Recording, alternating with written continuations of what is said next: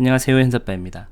네, 저희 유튜브 채널을 보시면서 도움이 좀 많이 되고 계신가요? 하시면서 궁금한 점들에 대해서 댓글을 달아주시는 분들이 계신데 제가 댓글에 대해서는 일일이 다 답변을 드리고 있습니다. 네, 근데 최근에 최현정 재즈 피아니스트라는 그 아이디를 가지고 계신 분께서 저희 유튜브 채널에다가 댓글을 남겨주셨는데 이 질문들이 너무 이제 좋은 질문들이어서 제가 이 질문에 대해서 답변을 드리려고 오늘은 이렇게 영상을 찍습니다. 네, 우선 이렇게 질문을 같이 보면요.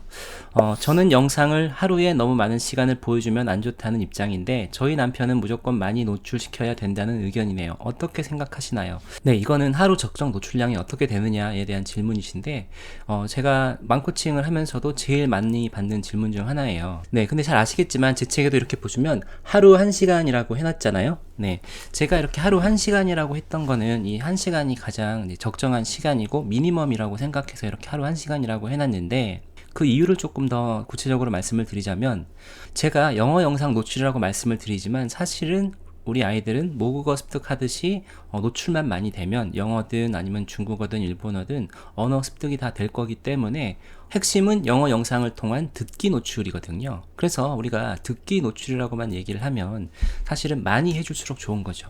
무조건 많이 해줄수록 그 언어의 습득은 빠를 거기 때문에 많이 해줄수록 좋지만 여기에 우리가 생각해야 될 게 두 가지가 있죠. 네, 하나는 뭐냐면 너무 어렸을 때, 그러니까 아직 모국어가 완전하지 않은 상태에서 다른 언어를 많이 노출해주면 모국어하고 혼동이 될 수 있기 때문에 너무 많은 건 좋지 않다는 거고. 네, 그런데 제가 책에서도 이렇게 36개월부터라고 말씀을 드리는 이유는요, 36개월부터는 어느 정도 모국어가 완전해져서 하루 한두 시간 정도 노출을 해도 모국어에 영향은 크게 없기 때문에 괜찮다고 생각을 합니다. 그리고 또 하나는 우리 같은 ESL 환경, 그러니까 영어를 외국어로 배우는 환경에서는 기관이라든지 이런 데서 아니면 노출할 시간이 거의 없잖아요. 그러니까 수업 시간이 아니면 영어를 듣거나 말하거나 이럴 환경이 안 되는데 지금 제가 유튜브라든지 넷플릭스를 활용하는 방법은 이제 미디어를 통해서 듣기 노출 환경을 만들어 주는 거잖아요. 근데 문제는 확실히 미디어라는 거는 자극이 세잖아요. 그래서 이걸 많이 해줬을 때 나중에 아이들이 학습이나 아니면 독서라든지 이런 것들은 상대적으로 지루하게 느낄 수 있거든요. 그래서 엄마들이 이런 걸 감안하셔서 이 노출량을 조절해 주시는 게 저는 중요하다고 생각합니다. 그래서 저는 매일 1시간 정도는 기본적으로 해주시고 여유가 된다고 하시면 2시간까지도 저는 괜찮다고 생각을 해요. 근데 이제 아이들이 초등학교 가고 이러면 사실 1시간 이상 이렇게 시간을 내기가 쉽지가 않거든요. 왜냐면 우리 아이들이 할 게 많잖아요. 학원도 여기저기 다녀야 되고 그 외에도 할 게 많다 보니까 실질적으로 1시간 이상 시간을 내는 건 쉽지 않더라고요. 그래서 제가 엄마들한테 말씀드리는 거는 미니멈 1시간 정도면 괜찮다. 그리고 한 2시간까지도 괜찮고, 뭐 아이가 조금 어린 경우는 3시간 정도까지도 괜찮긴 하지만 3시간 정도라고 하면 사실은 거의 방치 수준일 가능성이 높기 때문에 한 2시간 정도? 네. 하루에 한 1시간에서 2시간 정도가 저는 적당하다고 생각을 합니다. 그런데 이런 게 뭐 정답이 있는 게 아니기 때문에 가정에서 그 여건에 맞게 하시면 된다고 생각하고요. 네, 그리고 이어지는 두 번째 질문은 영상 노출 리미트 시간을 정해 놓으셨는지요? 아이가 보고 싶다면 시간 제한 없이 많이 보여줘도 될까요? 현서처럼 한 개에 꽂혀서 몇십 번을 보는 타입이 아닌 다양한 새로운 걸 많이 보는 타입입니다. 네, 사실 저희도 하루에 1시간을 딱 정해놓고 보여준 건 아니었고 현서가 좋아하는 만큼 이제 꾸준히 보여줬고, 돌이켜서 생각해보면, 왜냐면 저희가 기록을 다 했던 게 아니었거든요. 돌이켜서 생각해보면 하루 평균 1시간 정도였던 것 같아요. 그러니까 주말 같은 때는 사실은 2시간, 3시간도 보여줬었고, 왜냐면 영화를 보통 한두 편 정도 본다고 하면 그 정도 시간은 금방 가니까요. 시간 제한 없이 무조건 보여준다고 하는 거는 사실은 저는 좋은 방법은 아니라고 생각하고, 영상을 볼 때 규칙을 정하고 그 규칙을 지키도록 하는 훈련이 또 굉장히 중요해요. 그래서 가능하면 처음에 보여줄 때 자, 오늘은 몇 편을 볼 거야 아니면 몇 시간을 볼 거야 라고 얘기를 해주시고, 그 정도 보고 나서는 이제 다른 활동을 할 수 있도록 해주시는 게 저는 중요하다고 생각합니다. 그리고 세 번째 질문으로 넘어가겠습니다. 저는 한글 자막 더빙은 아예 보여주지 않고 그냥 영어로만 노출시키는데 지금부터라도 자주 봤던 영상은 한 번씩 한글 더빙은 보여줘야 되는 건지요? 이거는 나이에 따라서 이제 조금 달라지는데요. 이 친구 같은 경우는 여기 보시면 영어 홈스쿨 4년차 7살 여아라고 하네요. 아이가 영어로 잘 보고 굳이 한국어 자막이라든지 한국어 더빙판을 보겠다고 안 하는데 일부러 보여주실 필요는 없을 것 같고요. 왜냐면 아이가 어느 정도 이해를 하기 때문에 이거를 자기가 점점 알아가게 될 거거든요. 근데 조금 늦게 시작한 친구들, 네. 이 친구는 지금 4년 차라고 하면 한 3살 때부터 영어 영상 노출을 시켜줬기 때문에 웬만한 것들은 거의 다 이해를 할 거예요. 네. 우리말처럼 정확하게 이해할지는 못할지라도. 그래서 아이가 먼저 욕을 하지 않는 한 굳이 보여주실 필요는 없는 게, 우리가 보는 영상이나 아니면 책을 읽을 때도 그거를 100%다 이해하고 거기 나온 단어라든지 표현들을 100%다 이해할 필요는 없거든요. 그렇지 않고 계속 보다 보면은 그 내용들이 하나씩 우리가 맞춰가면서 아이들이 이해를 하기 때문에 그 과정 자체를, 아이들이 그렇게 언어를 이해해가는 그 사고력을 통해서 뇌를 이렇게 사용하는 그 과정을 그냥 저는 둬도 된다고 생각을 합니다. 그래서 굳이 한국어 더빙판이라든지 한글 자막판을 엄마가 먼저 보여주실 필요는 없고, 아까 말씀드렸던 것처럼 큰 아이들인 경우, 좀 늦게 시작한 경우에는 이게 무슨 말인지를 모르면 영상 자체가 재미가 없을 거고, 그러면 이제 반복해서 보겠다고 안 하겠죠. 그래서 이런 경우에는 초반에 한국어 더빙판이라든지 한글 자막판을 보면서 그 영화라든지 영상에 몰입할 수 있도록, 정말 좋아할 수 있도록 하고 나서 그거를 이제 반복해서 보다 보면 이 친구도 조금씩 더 들리겠죠.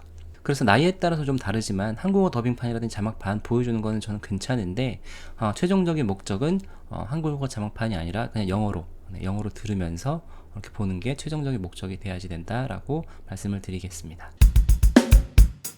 네, 그리고 마지막 질문은 듣기와 스피킹 위주의 홈스쿨링, 리틀팍스 따라 말하기, 최근에 화상 영어 수업 시작했다고 하시네요. 네, 아이가 안 좋아하는 리딩과 라이팅은 손도 못 대고 있어요. ABC 끝까지 써본 적도 없고 영어책 읽어보자는 것도 아직은 싫어하다 보니 리딩 라이팅 쪽은 손도 못 대고 있네요. 조금씩이라도 시켜야 하는지 이리저리 조바심이 나네요. 네. 이런 걱정을 되게 많이 하세요. 그러니까 우리가 이제 엄마들이 생각하실 때는 5살 정도 되면 뭘 해야 되고, 6살에는 뭘 해야 되고, 7살에는 뭘 해야 되고, 이런 게 나름 커리큘럼이 있으세요. 그 나름 커리큘럼이라고 하는 거는 주변 친구들이라든지 이제 전문가들이 말하는 걸 바탕으로 이렇게 생각하시는데, 저는 그렇게 할 필요가 없다고 생각합니다. 현서를 키우면서도 그렇게 안 했고, 저는 진짜 차고 넘칠 때, 예를 들면 현서 같은 경우는 이제 영어 인풋만 3년 동안 했어요. 그리고 차고 넘치니까 호드 잉글리시를 통해서 말하기 연습을 시작을 했고, 이게 차고 넘치니까 화상 영어를 시작을 했죠. 네, 화상 영어로 시작한 게 9살 때이고, 현서가 라이팅은 아직도 제대로 라이팅 수업만 해본 적은 없고요. 교재도 라이팅 교재만 이렇게 해본 적은 없어요. 그래서 현서 같은 경우는 이제 9살이 되니까 보통 학원에서 쓰는 리딩 교재, 그리고 이제 10살이 되니까 영자 신문도 시작을 했고, 지금은 그냥 그렇게 자연스럽게 해가고 있고, 아직도 라이팅이나 그래마는 제대로 해본 적이 없어요. 그래서 제가 책에서도 이제 가장 강조해서 말씀드리는 것 중에 하나가, 우리가 영어를 배울 때는 외국어 학습법이 있고 모국어 습득법이 있다. 그리고 10살 이전까지는 모국어 습득 방법으로 해도 된다. 우리가 모국어 습득 방법으로 한다는 거는 우리말을 배우는 거하고 똑같죠. 우리 아이들이 말이 완전해지고 나서 보통 한글을 배우는 게 7살, 아니면 빠른 친구들 5살, 6살도 하지만 보통 7살, 6살 정도가 적당한 시기라고 보잖아요. 말이 완전해지고 나서 이제 읽기라든지 쓰기라든지 이런 걸 하는 것처럼, 저희 현선의 방법으로 할 때도요, 읽기라든지 쓰기라든지 이런 거는 굳이 저는 빨리 서둘러서 하실 필요 없다. 아이가 원할 때 하셔도 된다라고 말씀을 드리고 싶습니다. 그래서 지금 4년차 이렇게 7살 아이를 이렇게 해오신 거는 굉장히 저는 잘 해왔다고 생각하고요.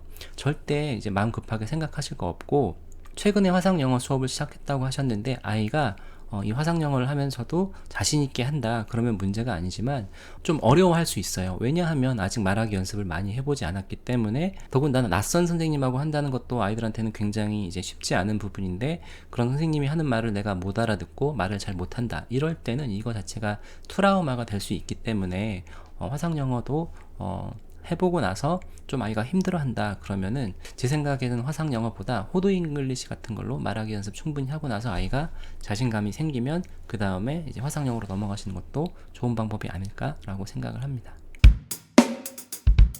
네, 이렇게 질문이 너무 많아서 죄송하다고 이렇게 글을 쓰셨는데, 이렇게 좋은 질문들은 제가 많이 하셔도요, 죄송하실 거 전혀 없고, 저는 사실은 더 많은 분들이 이런 질문을 많이 해주시면 좋겠어요. 왜냐면 엄마들이 많이 하시는 질문을 가지고 제가 또 이렇게 컨텐츠를 만들고 여기에 대한 답변을 드릴 수 있기 있기 때문에 네, 질문 많이 하는 거 저는 아주 환영입니다.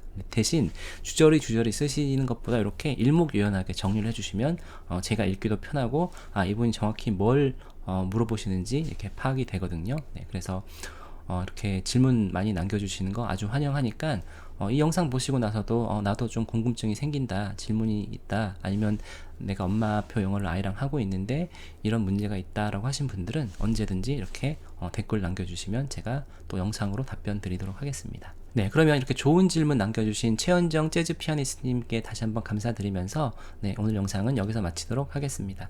감사합니다. 안녕.